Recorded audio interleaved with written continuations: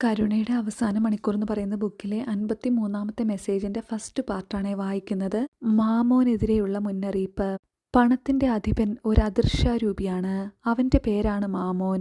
ദൈവത്തിനെതിരെയുള്ള യുദ്ധത്തിൽ ലൂസിഫറിനൊപ്പം ചേർന്നതിന്റെ ഫലമായി ഈ മാമോൻ എന്ന മാലാഖയും അങ്ങേയറ്റം സ്വാർത്ഥനായിത്തീർന്നു.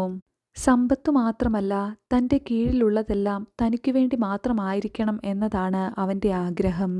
എല്ലാം മുഴുവനായും തനിക്ക് വേണ്ടി തന്നെ വാരിക്കൂട്ടാൻ അവൻ ആഗ്രഹിക്കുന്നു. അനുസരണയും ദൈവഭയവുമുള്ള ഒരു മാലാഖയായിരുന്നപ്പോൾ സ്വർഗത്തിലെയും ഭൂമിയിലെയും എല്ലാ സമ്പത്തിൻ്റെയും ചുമതലക്കാരൻ അവനായിരുന്നു.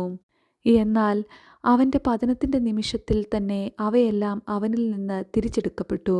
സ്വഭാവം കൊണ്ടുതന്നെ മാമോൻ ധിക്കാരിയും മറുതലിക്കുന്നവനുമാണ്. അതിനാൽ അവൻ എല്ലാവരേക്കാളും ധനവാൻ താനാണെന്ന് സ്വയം പ്രഖ്യാപിച്ചു. അങ്ങനെ ചെയ്യുന്നതിലൂടെ അവൻ ഭൂമിയിലെ എല്ലാ വസ്തുക്കളും എല്ലാവർക്കും സംലഭ്യമാക്കണമെന്ന ദൈവിക പദ്ധതിയിൽ നിന്ന് വ്യതിചലിച്ചു.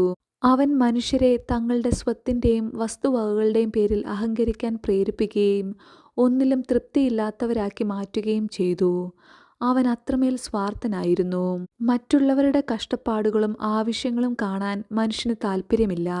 അവൻ അങ്ങനെ ആയിരിക്കാനായി മാമോൻ അവനെ പ്രേരിപ്പിക്കുന്നു. കാരണം അത് ദൈവിക പദ്ധതിക്ക് എതിരാണെന്ന് അവൻ അറിയാമല്ലോ. അതുകൊണ്ടാണ് സമൂഹത്തിൽ അസമാധാനം പടരുന്നത്. ഇപ്രകാരം ഈ അഹങ്കാരികളായ ധനികർ തങ്ങളുടെ സ്വാതന്ത്ര്യത്തെ മാമോന്റെ സഹായത്തോടെ മറ്റുള്ളവരെ ശിക്ഷിക്കാനായി ഉപയോഗിക്കുന്നു. അവർ ലോകത്തിന്റെ യജമാനന്മാരായി മാറിയിരിക്കുന്നു. അതുകൊണ്ട് എല്ലാ പൈശാചിക രൂപികളും ഫലത്തിൽ ഒന്നു തന്നെ.